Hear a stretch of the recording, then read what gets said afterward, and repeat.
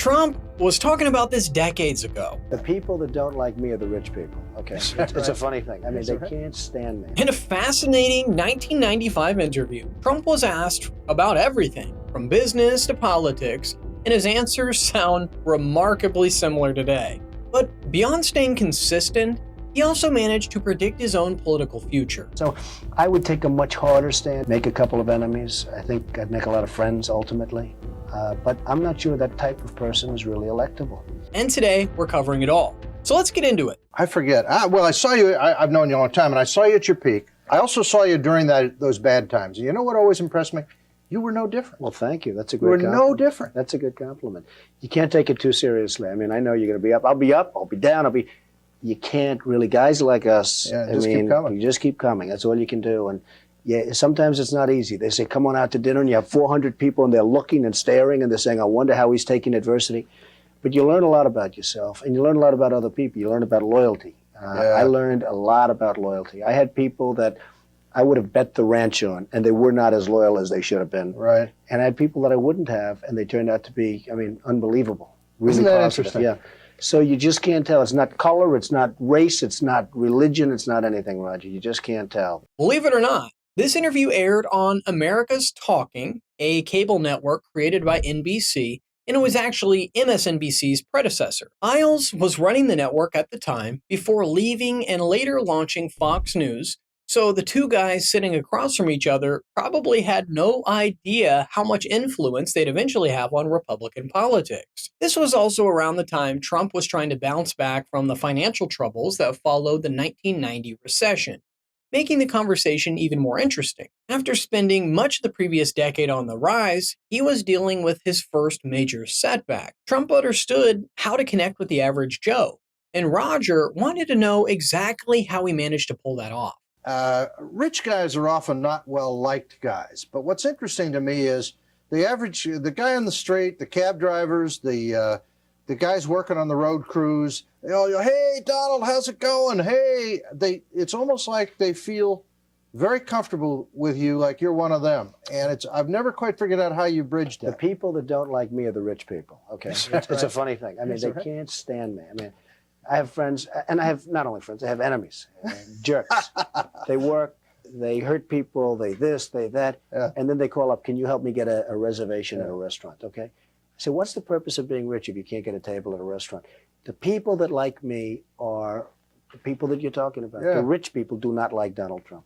In 2017, The Atlantic ran a piece trying to understand Trump's psyche, and when describing his early days in New York, they wrote that the city's ruling class never did warm to his arrival, and they greeted every one of his ensuing accomplishments with a collective sneer. To them, it didn't matter how many buildings he built or books he sold, adding that he was, in short, not one of them, and he knew it. Steve Kaufman, president of the Kaufman Organization, offered a similar assessment to the conversation. Trump has made a couple of good deals in his career, but he is not regarded as a serious real estate investor. So, despite all the success and recognition he accumulated over the years, New York's establishment never really seemed to accept him as one of their own, just like the media. We're back talking with one of the most famous men in the country, and for good reason. He's also a really nice guy, and he does an awful lot for other people that doesn't get reported in the press.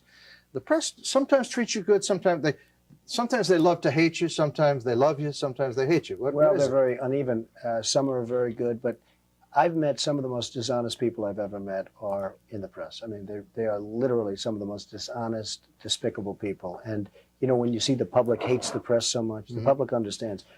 Some of the most truly dishonest, and I mean people where you tell them something, they know exactly what they should be writing, and they write exactly the opposite for the sake of a story. They're truly despicable people in many cases. In some cases, they're very nice. It's almost as if the establishment has a habit of turning on outsiders the moment they threaten the status quo. And with Trump, there was another issue.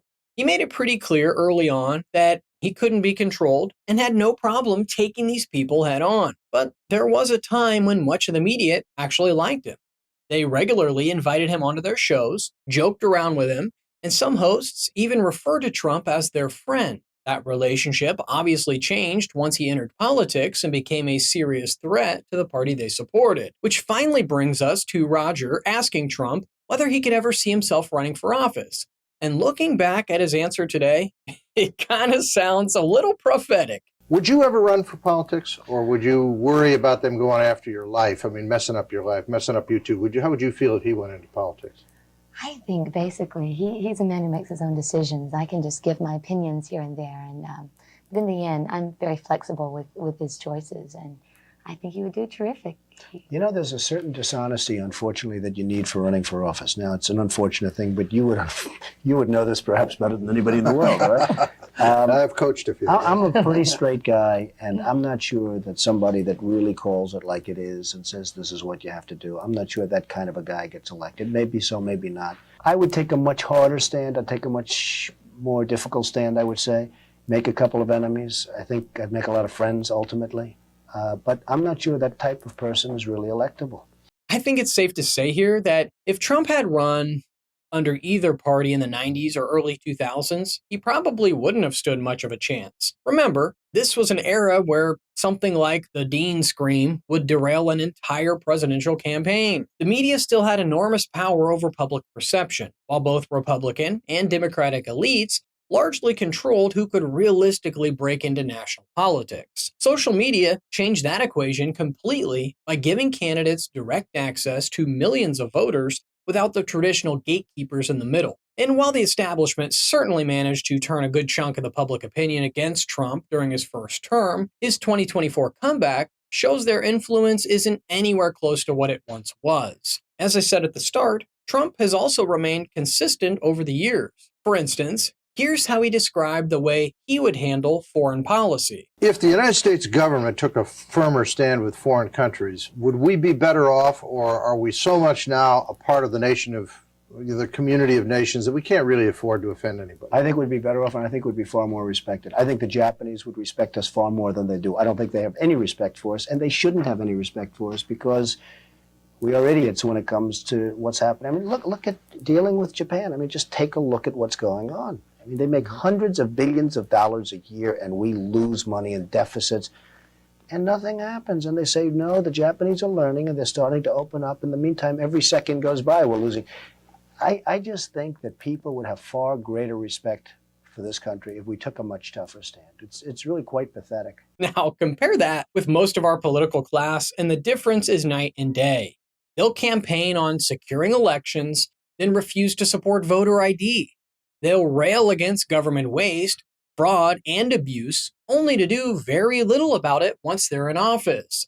And the list goes on. That's a big reason why so many people were naturally drawn to Trump. He came in as an outsider, talked about issues politicians had spent years dancing around, and built his entire image around getting things done. More importantly, he never seemed particularly worried about upsetting the right people along the way. Let me know in the comments your thoughts on the story. Don't forget to like and subscribe, and remember, you heard it here at the Dais.